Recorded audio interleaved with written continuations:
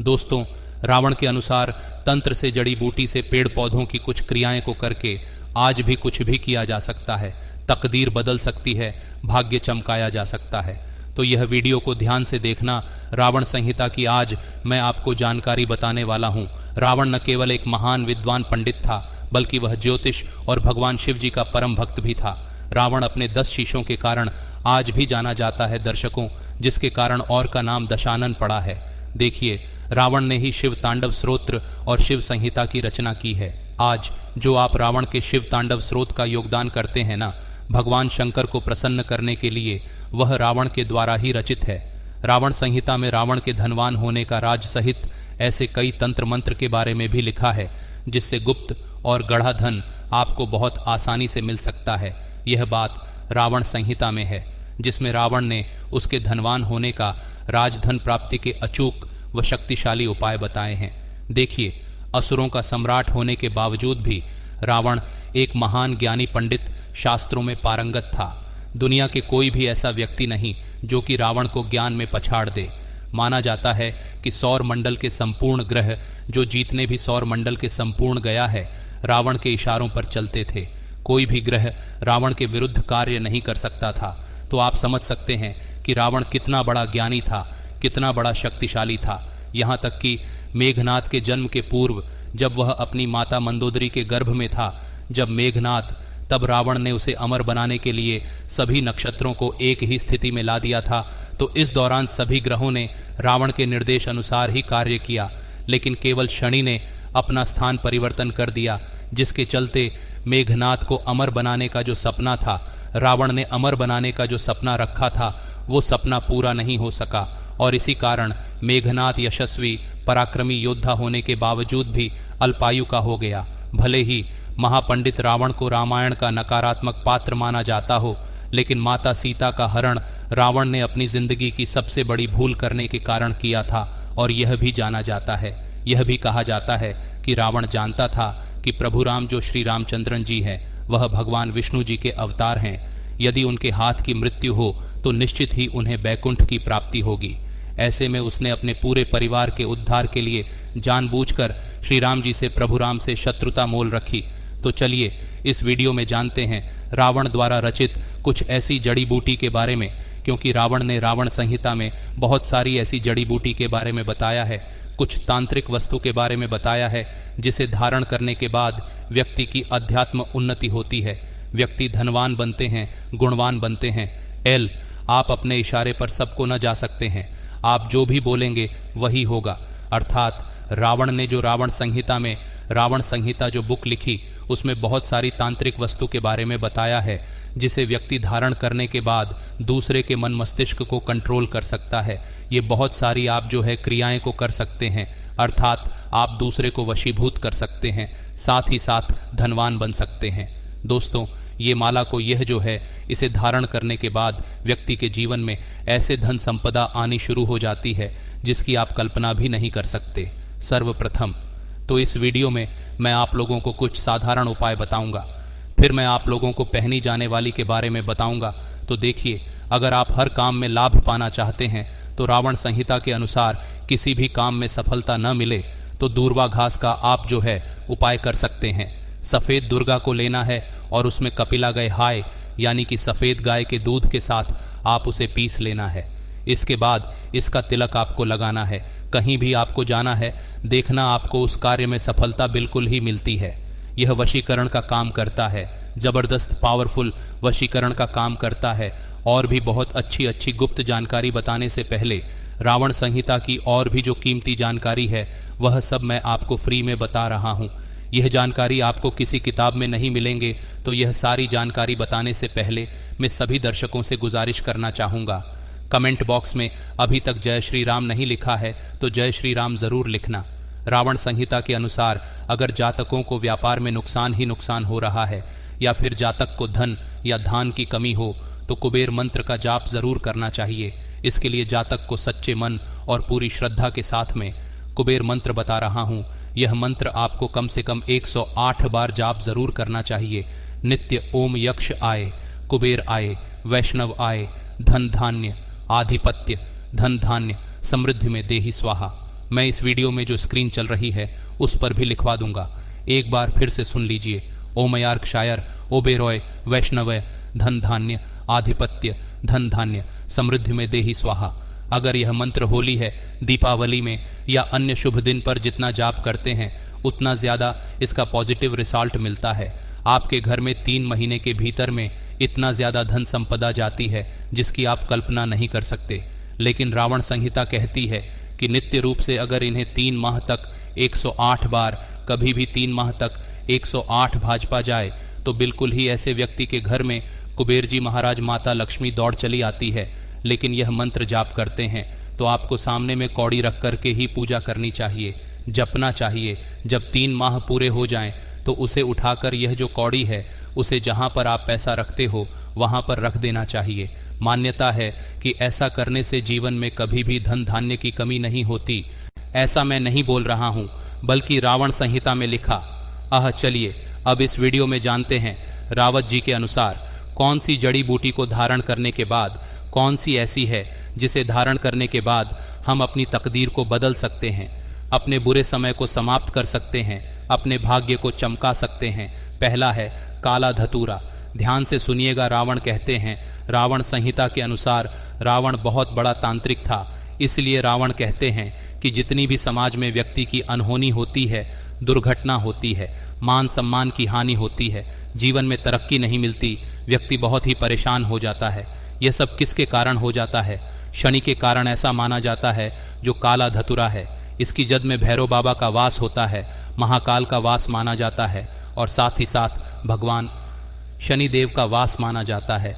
तो ऐसा कहा गया है कि काले धतूरे की जड़ जो व्यक्ति धनवान बनना चाहते हैं, मान सम्मान प्रतिष्ठा प्राप्त करना चाहते हैं या फिर राजनीतिक क्षेत्र से जुड़े हुए हैं, चाहते हैं कि सभी लोग उनकी बात माने, लोग उनके इशारों पर चले, उनके अनुरूप ही चले, कोई दूसरा कार्य ना करें, या फिर व्यक्ति धनवान बनना चाहे, सट्टे में विजय प्राप्त करना चाहे, शेयर मार्केट में अच्छा लाभ मुनाफा कमाना चाहते हैं, काला बाजारी से धन प्राप्त करना चाहते हैं, ऐसे व्यक्ति को काले धतूरे की जड़ जरूर धारण करना चाहिए। कैसे धारण करना चाहिए, कब धारण करना चाहिए, कौन से दिन धारण करना चाहिए, सारी जानकारी वीडियो की समाप्ति में मिलेंगे। इसके बाद रावण जी कहते हैं कि काला हिरण की जरा ध्यान से सुनना, जो काले कलर की होती है, सफेद कलर की वैसे तो जो एवं है, यह आपको यत्र तत्र जो रेड कलर के कारण है, यह भी यत्र तत्र आपको मिल जाती है। लेकिन जो काले करण की कारण है, थोड़ा सा को ढूंढने पर वैसे मिल जाती है, कोई यह कठिन नहीं है, लेकिन थोड़ा सा दुर्लभ है। तो ऐसा माना जाता है जो आयरन है, माता पार्वती का ही स्वरूप कहा गया है। माता पार्वती से ही एरण जो है उत्पन्न हुआ है। तो जो काला हिरण है, जो भी व्यक्ति काला हिरण धारण करते हैं तो ऐसे व्यक्ति को आदि शक्ति महाशक्ति की कृपा प्राप्त होती है। ऐसे व्यक्ति के शरीर में सम्मोहन की सिद्धियां बढ़ जाती है। ऐसे व्यक्ति अगर काले हिरण की जड़ धारण करें, जैसे कि कहा गया है, जो डरपोक व्यक्ति भी अगर काला हिरण की जड़ धारण करे तो ऐसे व्यक्ति साहसी बन जाते हैं। ऐसे व्यक्ति से लोग डरने लगते हैं। ऐसे व्यक्ति पर माँ लक्ष्मी जो है धन जुटाना शुरू कर देती है, क्योंकि इसका स्वाभाविक सा ही गुण है। जहाँ पर शक्ति वहाँ पर लक्ष्मी स्वतः ही खींची चली आती है। तो जो काला हिरण है अगर आप धारण करते हैं तो आपको सिद्धियों की भी प्राप्ति होती है। अनिमा लगिमा उत्पन्न जितनी भी यह 9 प्रकार की सिद्ध कही गई है, 8 प्रकार की सिद्धि, 9 प्रकार की निधि कही गई है, यह आपको स्वतः ही प्राप्त होना शुरू हो जाती है। इसके कुछ आंशिक रूप आपको मिलते हैं। इसके बाद है काली हल्दी। ध्यान से सुनिएगा। मार्केट में सबसे ज़्यादा देखी जाने वाली तांत्रिक चीज़ है, उसमें काली हल्दी की गणना आती है। काली हल्दी को साक्षात माता काली का स्वरूप कहा गया है, जो काली हल्दी होती है। अगर आपको ऑन रीजनल काली हल्दी मिल जाए तो ऐसा माना जाता है चलती ट्रेन को भी व्यक्ति रोक सकता है। काली हल्दी मिल जाए तो बंद ताले को खोल सकते हैं। काली हल्दी मिल जाए तो आप अपनी पुस्तक में लिखे स्याही को मिटा सकते हैं। तो इसके द्वारा और भी अनेक प्रकार की तांत्रिक क्रिया की जाती है। ऐसा हमारे धर्म तथा तांत्रिक ग्रंथों में लिखा है। जैसे काला हल्दी से व्यक्ति नोटों की बारिश करते हैं, अब होता है कि नहीं होता है, लेकिन किताबों में यह जानकारी आपको पढ़ने को मिल जाती है।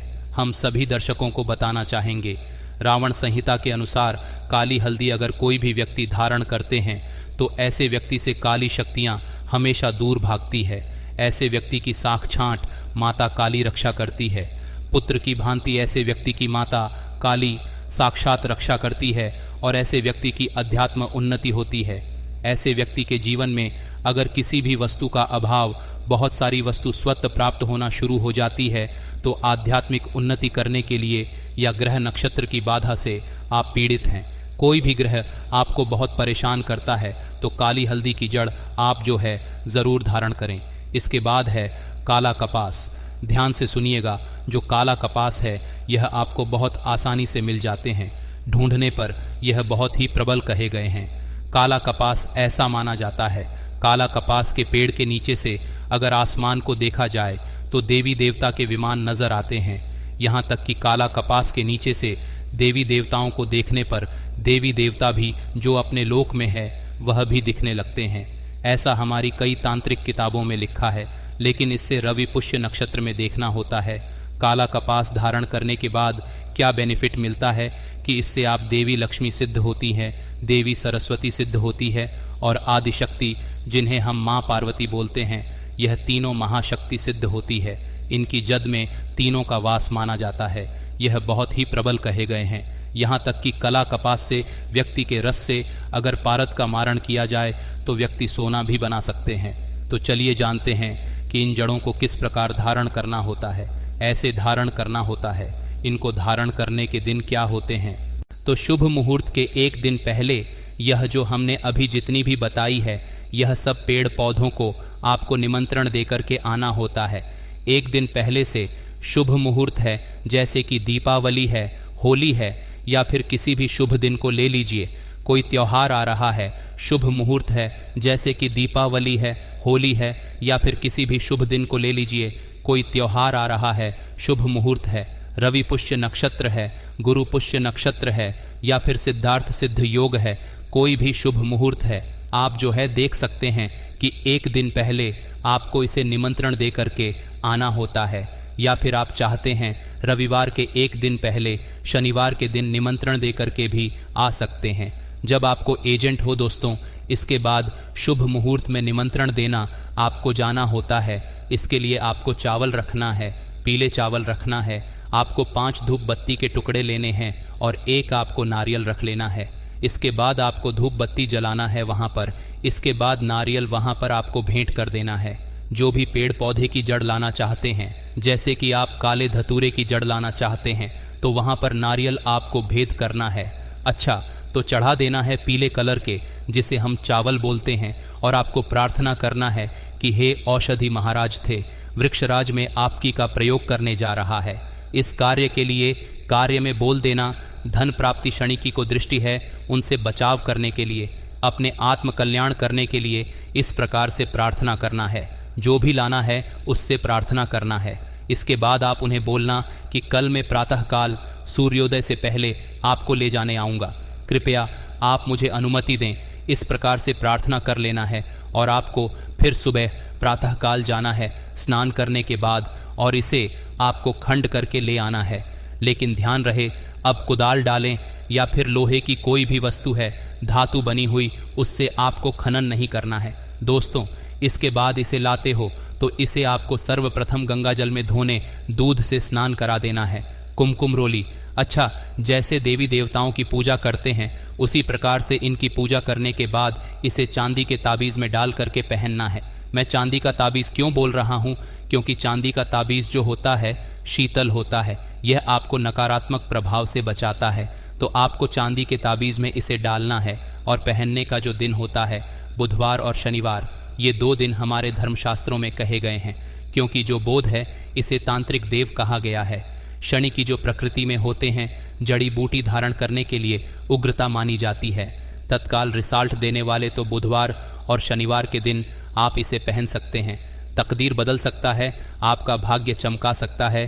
एक बार तो आप इसे धारण करके देखें, आपके जीवन में परिवर्तन आएगा और आप खुद देखना, देखते देखते आप उन ऊंचाइयों पर पहुंच जाएंगे जिसकी लोग कल्पना भी नहीं कर सकते। तो रावण संहिता के अनुसार, जैसे रावण संहिता में बताई गई जड़ी बूटी के बारे में धारण करने का तरीका, सारे तरीके इस वीडियो में